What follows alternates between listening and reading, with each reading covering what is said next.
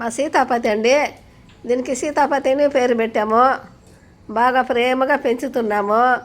ఇదేమో ఏదో మంచి జాతి కుక్క అని చెప్పి తీసుకొని వస్తే ఇదేదో దీని దీని మూతిలో ఒక తేడాగా ఉంది. ఇది ఇది వేరేగా ఉంది. ఇది మామూలుగా సాధ్యమైనంత వరకు కూడా ఇది మామూలు కుక్కల్ని పోలి ఉంది. ఇది ఊరు కుక్కను పోలి ఉంది.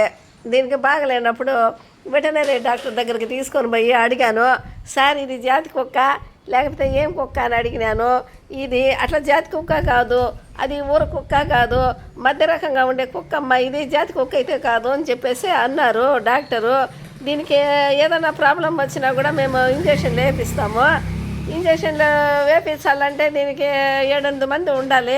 గొలుసుతో కట్టి ఎనికి పెట్టి దీనికి 3-4 ఇంజక్షన్లు. ఇది చచ్చిపోయేట్టుగా అరుస్తుంది, భయంకరంగా అరుస్తుంది. ఇంతకుముందు వీడియోలో కూడా పెట్టాను ఎప్పుడో నేను.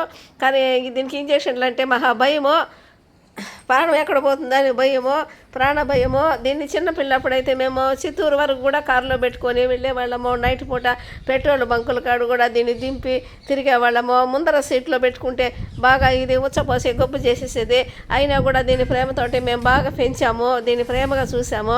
సీతాపతి సీతాపతి దీనికి సీతాపతి అనే పేరు పెట్టాను నేను. ఇది చాలా ప్రేమగా ఉంటుంది. కానీ మా చిన్నోడు అంటే దీనికి బాగా ఇష్టము. మా చిన్నోడు మగపిల్లల్ని ఇష్టపడుతుంది, మగవాళ్ళని ఇష్టపడుతుంది. మేము ఎంత ప్రేమగా చూసినా కూడా మమ్మల్ని ఆడవాళ్ళని సరిగ్గా చూడదు. ఇది మేము లేడీస్ అంటే దీనికి కొంచెము తక్కువ భావంతో చూస్తుంది. ఒక్కొక్కసారి మమ్మల్ని ఉడకాడిస్తుంది. అట్లా బయట తీసుకుపోతే కూడా ఇట్లా గుంజుకొని పోతుంది. నేను 4-5 సార్లు కూడా బోర్లా పడ్డాను ఇది చేసిన పనికి. అయినా కూడా దీని మీద ప్రేమతో దీన్ని పెంచుకుంటున్నాము. దీన్ని వదిలేస్తే కూడా పోయి తిరుక్కొని వస్తుంది. కానీ మేము వదలము. ఒకసారి మేము 2 ఇయర్స్కి ముందు దీన్ని మామూలుగా ఇంట్లో వదిలాము. వదిలేసే కొద్దికి బయటంతా పోయి ఎక్కడెక్కడో తిరుక్కొని తర్వాత ఇంటికి వస్తుంది. అట్లా తిరుక్కొని రావడం వల్ల కూడా వేరే కుక్కలవి అవి ఇవి ఏదైనా జబ్బులు పడి అంటించుకొని వచ్చినా కూడా మనకు డేంజర్ అని డాక్టర్ చెప్పినారు. కానీ ఒకసారి వదిలేసిన తర్వాత రోజు ఇంటి చుట్టూ ఆడ తిరుక్కొని బోధినుకొని మనం పెట్టింది అలా ఇలా తిరుక్కొని ఉండేది. పాలన్నము పెరుగన్నం తప్పించి ఇది వేరే ఏమి తిందో. ఒకసారి ఏం చేసామంటే ఇది ఉన్నట్టుండి ఎక్కడికి వెళ్ళిపోయింది.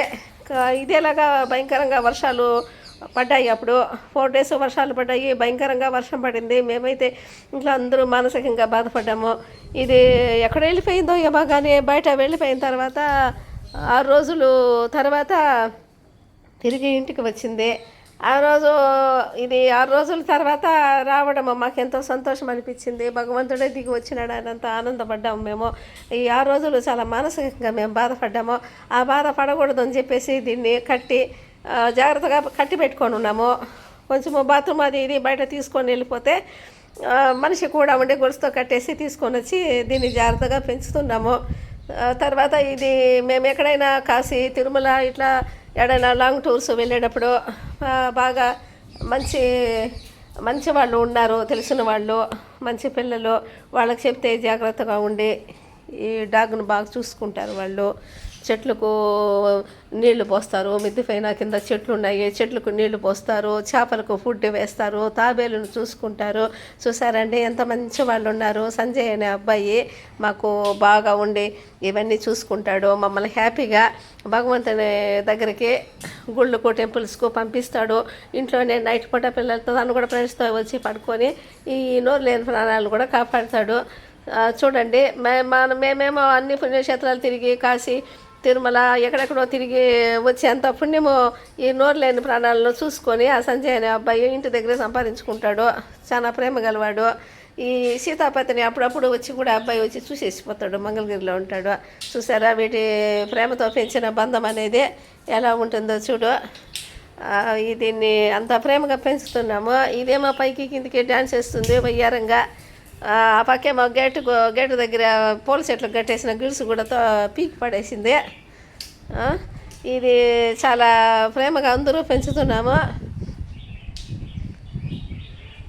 ఇప్పుడు ఈ సీతాపతిని వదిలే మా ఇంట్లో ఎవరు ఉండలేరు.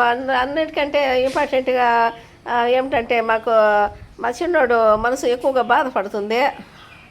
మేము బాధపడతాము. మేము ఎంత బాధపడినా దీన్ని వదిలితే మా చిన్నోడు మాత్రం వదలడు. ఎప్పుడు ఇదంటే తనకు ప్రాణము. స్కూల్ నుంచి వస్తూ ఉండగానే దీన్నే కలవరిస్తాడు, దీని యోగక్షేమాల్లో తెలుసుకుంటాడు. కాబట్టి ఈ నోరులేని ప్రాణాలను పెంచడంలో కూడా హాయిగా సంతోషంగా ఆనందం అనిపిస్తుంది, సంతోషం అనిపిస్తుంది. ఈ నోరులేని ప్రాణాల్లో పెంచడంలో ఉండే ఆనందము మనకు దేనిలోనూ లభించదు. అది కూడా ఒక ప్రాణమే కదా. కాకుంటే మనం మనిషిగా ఉండాము. మన శరీరము మన రూపము వేరు, దాని శరీరం వేరు, దాని రూపం వేరు, అంతే తేడా.